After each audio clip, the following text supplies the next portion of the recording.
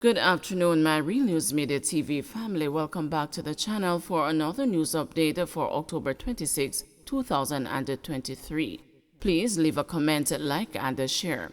And in the news this afternoon, parliamentarians say longer sentences for murder will further overburden penal system. Legislators are concerned about the impact higher minimum sentences for murder will have on the country's two high-security prisons, St. Catherine Adult Correctional Center and the Tower Street Adult Correctional Center, which are already overcrowded and will be expected to take in more convicts for longer periods. The government has proposed the amendment of several pieces of related legislation to provide harsher penalties for murder. Among the proposed changes is a mandatory minimum sentence of 50 years for capital murder. Members of the Joint Select Committee, now reviewing the bills, the Criminal Justice Administration Amendment Act 2023, the Offenses Against the Person Amendment Act 2023, and the Child Care and Protection Amendment Act 2023, also bemoaned the deplorable conditions of these institutions and questioned the ability of prisons to provide meaningful rehabilitation for inmates. At the committee's meeting on Wednesday, Opposition Senator Donna Scott Motley pointed to the inhumane conditions as well as the extreme level of overcrowding in prisons, arguing that with a mandatory minimum, you're swelling the prison population. She added the conditions cannot do anything but dehumanize a person, and those of us who practice in the criminal law will be able to tell you that the person who is first apprehended and the person who you see 3 weeks later are simply not the same person. The fear, the vulnerability, when they are just apprehended, is replaced by a kind of braggadocio badman attitude in 3 weeks, Scott Motley said.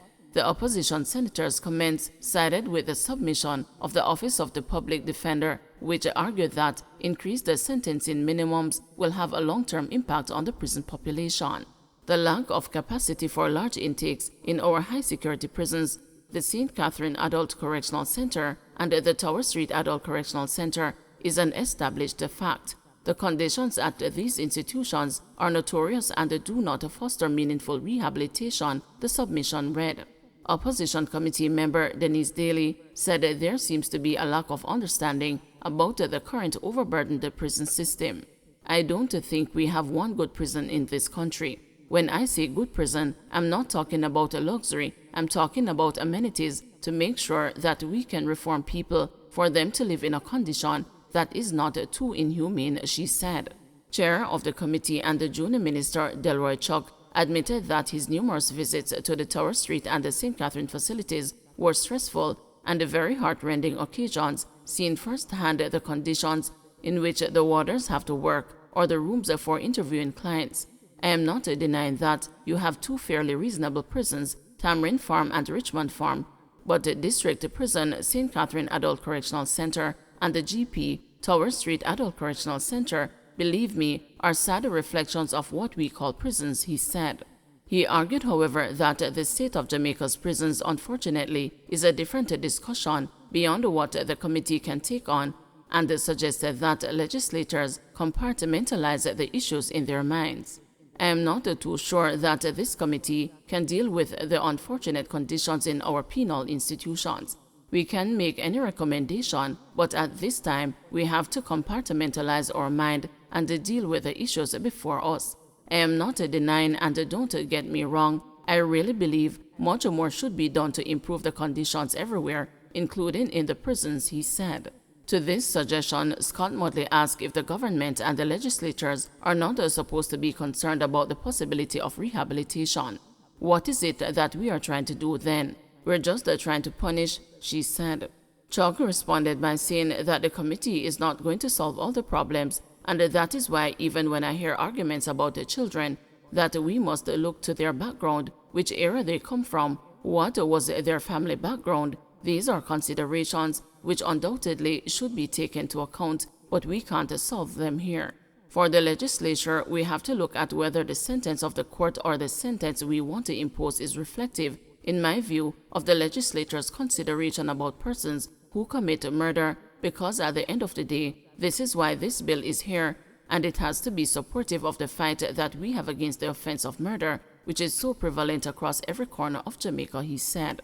Government Senator Shireen Golding Campbell said she shared the concerns of Scott Motley as well as Chuck in terms of the need to address the issues that the society is facing regarding crime. I don't think, though, that as legislators we have the luxury of compartmentalizing anything.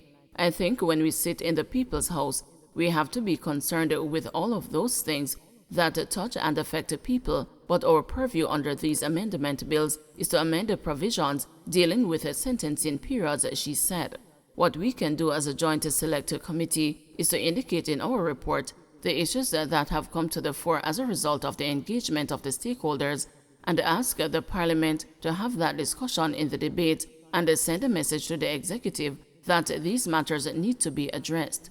That is within the purview of the legislators, and I think it's something we must be concerned about because in instituting mandatory minimum sentences, it is relevant what is going to happen to the offender when they enter the penal system. She argued that not all convicts will sit and die in prison. They are going to come back into society, so legislators should be concerned with what is happening in that process. So our report can include some indication to the Parliament that the Joint Select Committee is concerned about the state of the penal system and would wish for the rehabilitation programs there to be robust programs designed to rehabilitate and not to foster, and a culture where we end up with people coming out of the system being even more of a danger to society than they went in, she said.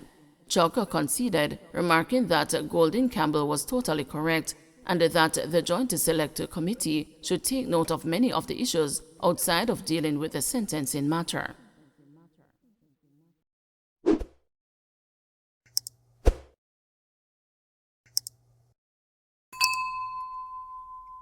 Port delays sparking concerns about Christmas supplies.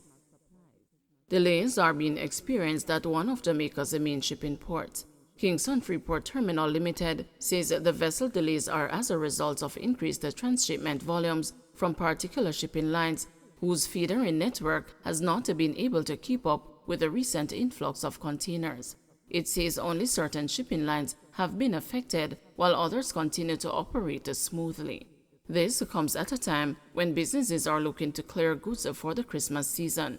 KFTL says the situation has led to high congestion of its terminal despite efforts to keep the domestic market supply chain flowing efficiently. The company says it does not have the authority to determine the routing, frequency, or priorities of vessels, but that it has maintained communication with the shipping lines, providing them with data to expedite a resolution to the issue. Boardwalk guard being blocked by overturned trailer.